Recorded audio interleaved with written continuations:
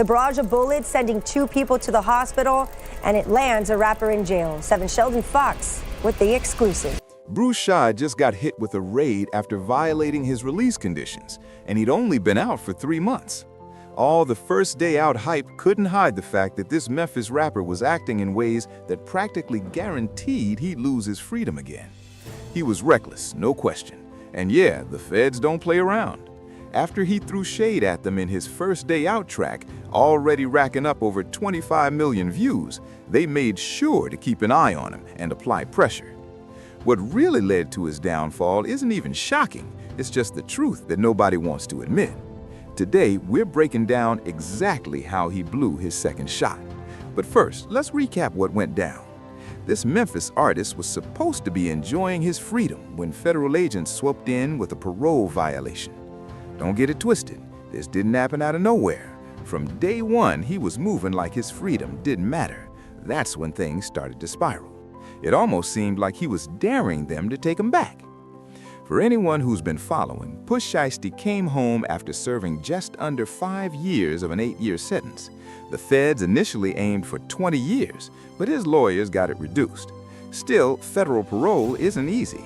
Every day comes with strict rules and a tight leash. When Pooh Shiesty first got out, he was expected to be on his best behavior. Federal parole is serious business. Curfews, mandatory check-ins, and a long list of rules you cannot break. But he acted like no one was watching. I remember him on Ben the Don stream when his parole officer called, asking where he was. Curfew had passed, but he was still out and about. And it got worse. He lied straight to his PO while on camera. Ben had to mute the mic because he knew things could get dangerous fast. Hello? Yeah, Latrell Williams, yeah, I'm at the house.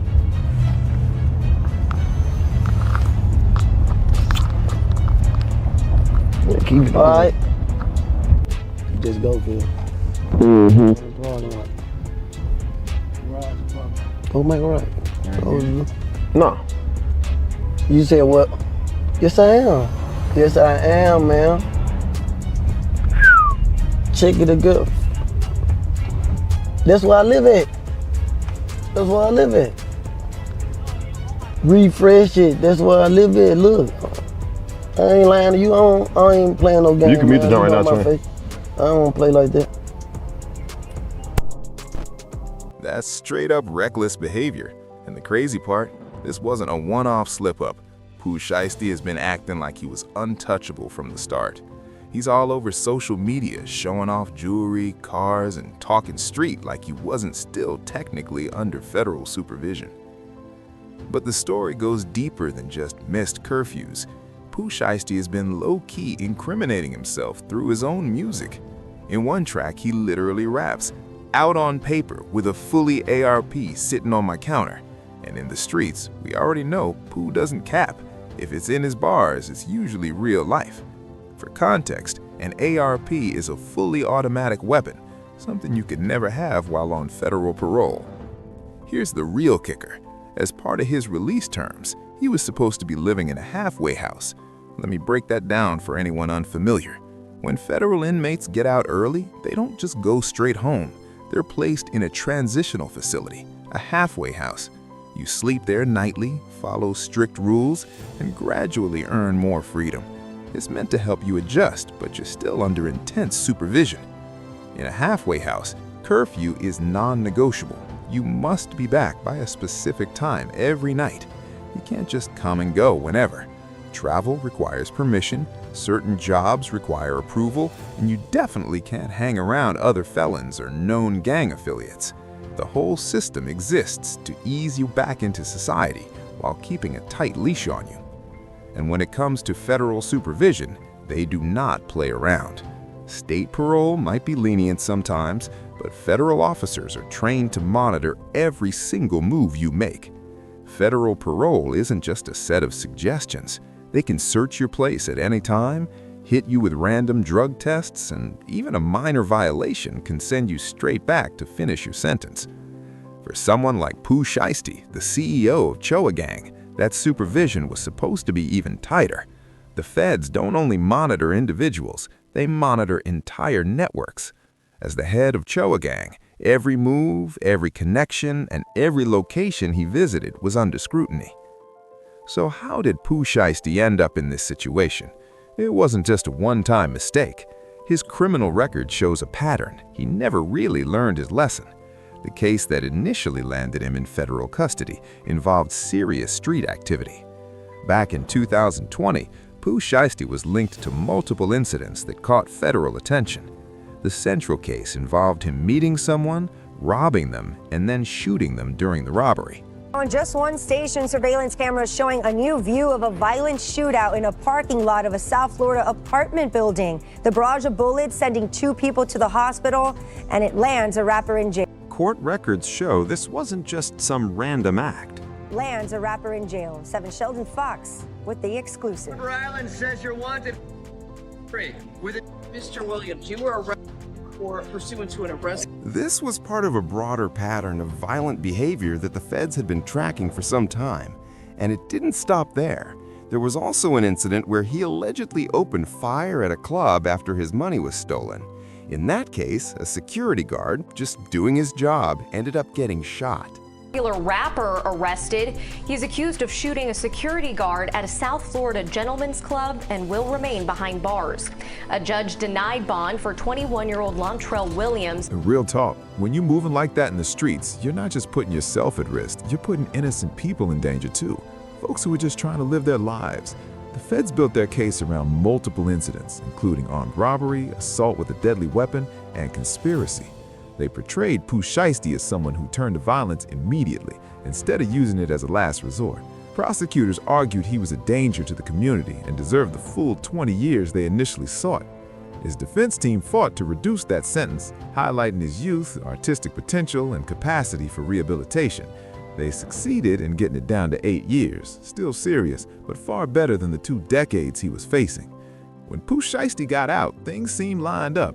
His first day out track was blowing up, he was stacking plaques, cruising in foreign cars, and even rumored to be linked to India Love. For a moment, it looked like he had a real shot at building something legitimate, but somehow he still managed to trip up. That first day out record wasn't just a song, it was a statement. He was telling the world he was back, focused, and ready to dominate the rap scene. The track racked up millions of views, and for a brief moment, it seemed like he might actually pull off a true comeback story. The guy who was supposed to learn from his mistakes and use his second chance to build something real.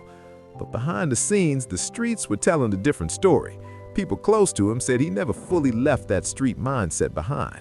He was still rolling with the same crowd, still talking the same talk, and still moving like nothing could touch him. And that's the challenge with federal parole. They're watching everything. Your social media, your music, your associates, your movements, everything is under a microscope. When you're rapping about automatic weapons while on supervised release, that's not just art, that's evidence. The moment that had everyone shook was when Ben the Don broke the news on his stream.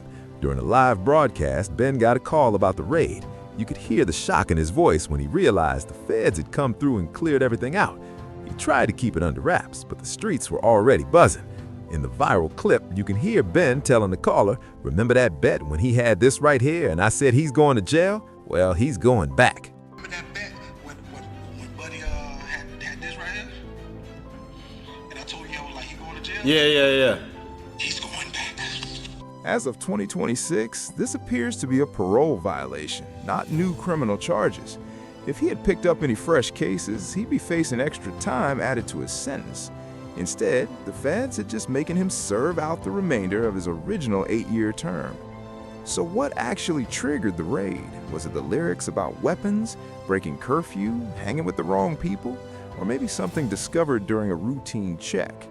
From the way things unfolded, it looks like the feds have been building this case for a while, probably stacking multiple violations. The curfew call during Ben's stream, the gun references in his music, and possibly even surveillance showing him with prohibited associates. This situation goes beyond one rapper. It's part of a cycle that keeps pulling young black men back into the system. When you come from the streets, it's hard to fully separate from that lifestyle, especially when that same life helped make you famous. The industry often reinforces it, intentionally or not. The way Ben spoke about it made it clear this wasn't entirely unexpected. People familiar with Pooh Shiesty's situation had seen it coming. But here's the twist. Ben later tried to clarify on Twitter, claiming the call wasn't even about Pooh Shie. He tweeted, "I understand y'all gotta get y'all money, but that's cap as F. Shie ain't have a MF thing to do with that call." Whether he was trying to deflect or protect his friend, it's hard to say. The truth came out anyway, and let's be real, that raid didn't happen randomly. Federal agents don't just show up. They watch, gather evidence, and then strike. From what we know, they pulled up, found exactly what they were looking for, and took him into custody immediately. Not long after, blogs started reporting that Pooh Shiesty was back in custody. DJ Academics confirmed it by checking federal prison records, showing his real name, Lontrell Donnell Williams Jr., his register number, and his release date, April 11th, 2026. That date is key because it was his original release date before he got out early. So this isn't just about a single mistake, it's part of a pattern, one that shows he never fully respected his second chance. Since coming home, the streets have been talking about how he's been moving, and it all adds up to why he's back behind bars, and things weren't looking good. For anyone who doesn't fully understand federal parole, here's the breakdown. When you get out early from federal prison, you're still serving your sentence, just outside the walls instead of behind them. You're on strict conditions. Curfews, regular check-ins, no weapons, no hanging with known felons, and absolutely no illegal activity. Break any of that, and you're going straight back to finish your time. The fact that his release date is back to April 11th doesn't help either. The industry wants that raw street image. Fans crave the real-life stories. Social media rewards the wildest behavior. That puts artists in a bind. They're constantly choosing between staying authentic and staying free. For Pooh Shiesty, his whole brand was built on being that street figure. Chopa gang, the gun talk, the robbery stories. That's what made him popular. But when you're under federal supervision, you can't operate that brand the same way. You either evolve or self-destruct. What makes it even harder is the impact on his community and his fans. Young people look up to him. When they see someone get a second chance and blow it, it sends the wrong message that real change isn't possible. He had the platform to show kids in Memphis and beyond that you can mess up, pay your dues, and still build something legit. Instead, he became another cautionary tale. The financial fallout is serious too. He was making real money. Streams, shows, deals, all that stops the moment you go back in. His team, his family, everyone counting on him is now stuck waiting while he serves the remainder of his sentence. And the legal costs, fighting federal cases isn't cheap. His family likely spent a fortune getting his sentence reduced the first time. Now, they might have to pay again if anything else comes up. The label side is messy as well. Labels invest expecting a return. When an artist gets locked up, especially for a parole violation, that investment is at risk. Some labels cut ties, others freeze projects. Either way, the momentum is gone. The real tragedy is this was completely avoidable. All he had to do was follow basic rules. Be home on time, stay away from weapons, don't rap about illegal activity while on supervision, and avoid known criminals. Simple moves that would have kept him free to build his career and wealth.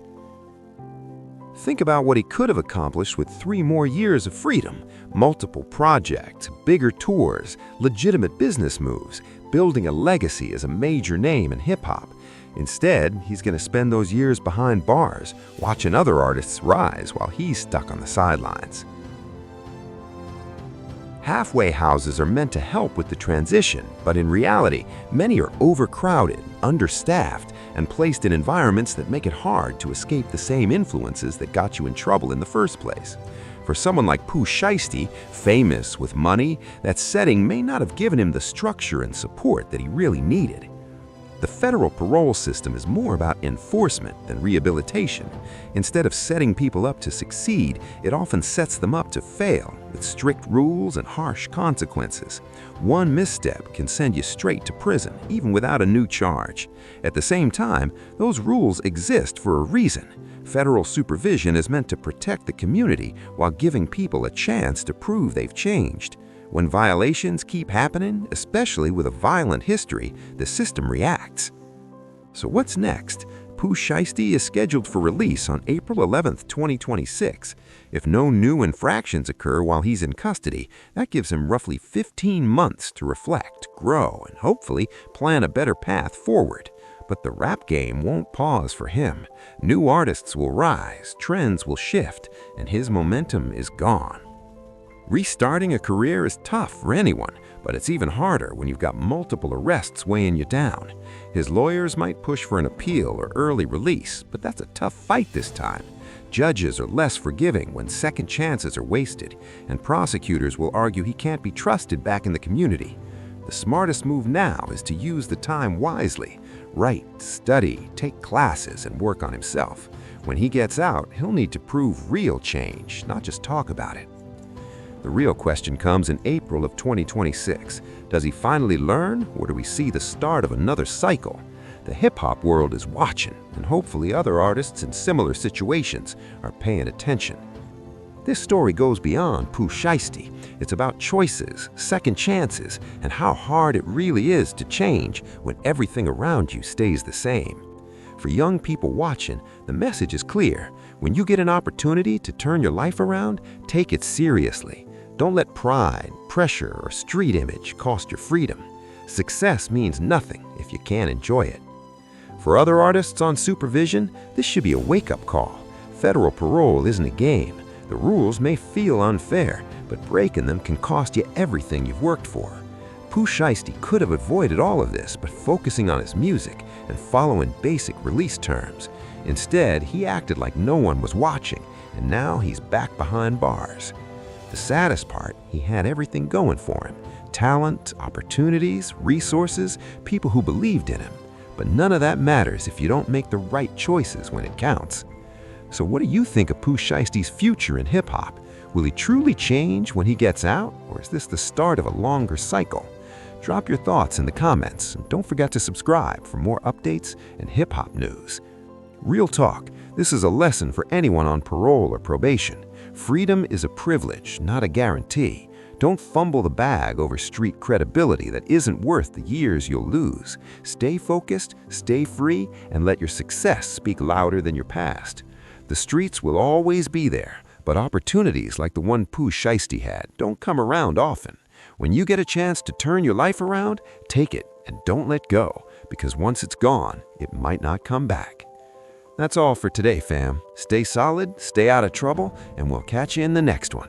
Remember, the streets are always watching, and the feds are too.